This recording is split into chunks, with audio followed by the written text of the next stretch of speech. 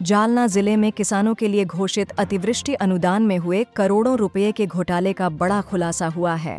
इस घोटाले में शामिल एक तलाठी को 13 जून की देर रात निलंबित कर दिया गया है। साथ ही यह भी जानकारी सामने आई है कि आने वाले समय में इस घोटाले में शामिल अन्य 10 से 15 अधिकारियों और कर्मचारियों पर भी कार्रवाई की जाएगी।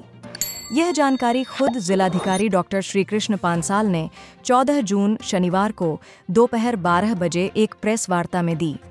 जालना जिले में वर्ष 2022 से 2024 के बीच भारी अतिवृष्टि और ओलावृष्टि के कारण किसानों को भारी नुकसान उठाना पड़ा था। इसके चलते राज्य सरकार ने किसानों के लिए आर्थिक राहत के रूप में अतिवृष्टि अनुदान की घोषणा की थी। लेकिन इस राहत योजना में ही 34 करोड़ 97 लाख रुपए का बड़ा घोटाला सामने आया है। प्रशासन द्वारा दी गई जानकारी के अनुसार जिन किसानों को यह सहायता राशि मिलनी थी, उनके नाम पर फर्जीवाड़ा किया गया और यह बड़ी रकम हड़प ली गई। जांच में एक तलाठी की भूमिका स्पष्ट होने के बाद उसे तत्काल प्रभाव से निलंबित किया गया है। जिलाधिकारी डॉक्टर पांसाल ने यह भी स्पष्ट किया है कि जांच अब भी जारी है और जो भी अधिकारी या कर्मचारी इस भ्रष्टाचार में शामिल पाए जाएंगे, उनके खिलाफ कठोर कार्रवाई की जाएगी। इस घोटाले का खुलासा होते ही पूरे जिले में हड़कंप मच गया है।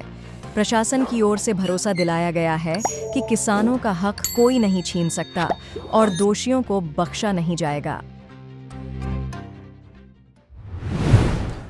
एकूण अनुदान वितरण जे होतं ते साधारणतः 400-4.5 कोटीचं हे मागच्या 2022 पासूनचं होतं आणि त्यापैकी समितीने जी प्रथमदर्शनी रक्कम आता फिक्स केलेली आहे की अपारित रक्कम ती 35 कोटी आहे आणि 7 कोटीची त्याच्यामध्ये वाढ होती आहे आणखी।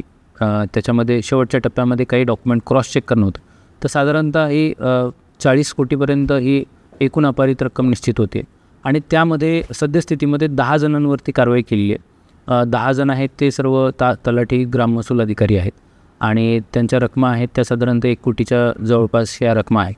आणखीन 10 ते 15 जण आहेत ज्यांना सोमवारी काही कागदपत्र परत दाखल करण्यासाठी संधी देण्यात आली आहे। रक्कम कमी असेल किंवा काही त्यांच्या कार्यभाराबद्दल हे होते की अर्धा कार्यभार त्यांच्याकडे होता आणि अर्धा कार्यभार इतर अधिकाऱ्यांकडे होता, त्यामुळे ती रक्कम जी आहे ती बायफार्केट होती आहे। 10 होते तर त्यांना संपूर्ण संधी देण्यात आली होती, रक्कम जास्त होत्या आणि सुरुवातीपासून त्यांना हे खुलासा विचारला होता, त्यांच्यावर कारवाई झाली आहे। 10 ते 15 जण आणखीन जे आहेत तर त्यांचे खुलासे सोमवारी आल्यानंतर त्यानुसार खुलासानुसार त्याच्यावर कारवाई होईल।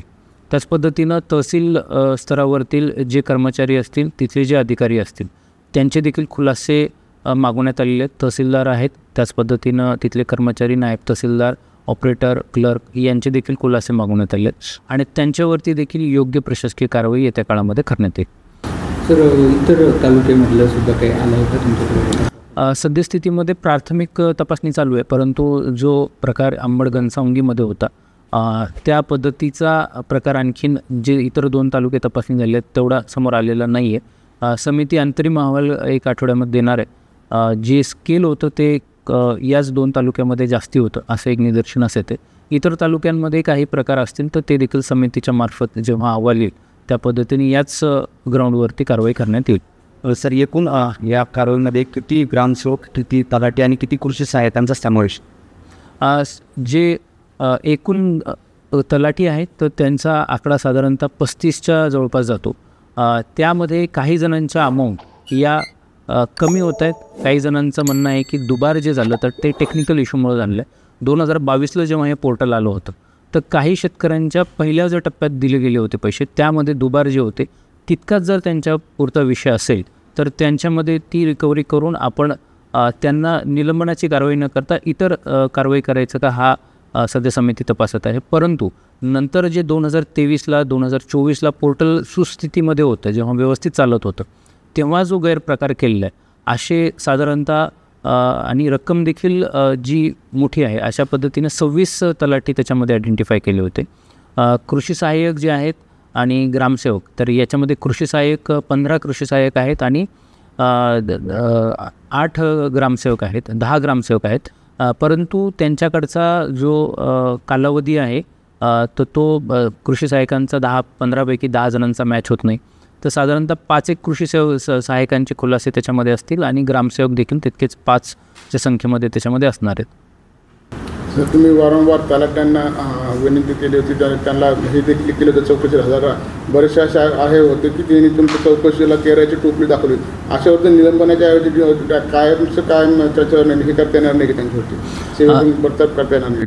ती देखील शास्ती विचाराधीन आहे आणि सद्यस्थितीमध्ये मागचा जेव्हा समितीचा अहवाल येणार होता तर त्यापूर्वी काही तलाठी ते उपस्थित नव्हते आणि सक्त सूचना दिल्यानंतर जवळपास सर्व तलाठी आता त्याच्यामध्ये उपस्थित झालेले आहेत. आणखीनही 5 तलाठी आहेत जे उपस्थित नाही आहेत. त्यापैकी एक आहेत ते दीर्घ काळासाठी अनुपस्थित आहेत सर्व्हिसमधून. हमारी कोशिश रहती है आपको सच्ची और निष्पक्ष खबरें देने की. अगर आपको हमारा काम पसंद आया हो तो वीडियो को लाइक, शेयर ज़रूर करें और लोक प्रश्न न्यूज़ चैनल को सब्सक्राइब करना ना भूलें. साथ ही बेल आइकॉन दबाकर नोटिफिकेशन ऑन कर लें ताकि हर अपडेट आप तक सबसे पहले पहुंचे. अगली खबर में फिर मिलेंगे. तब तक के लिए नमस्कार.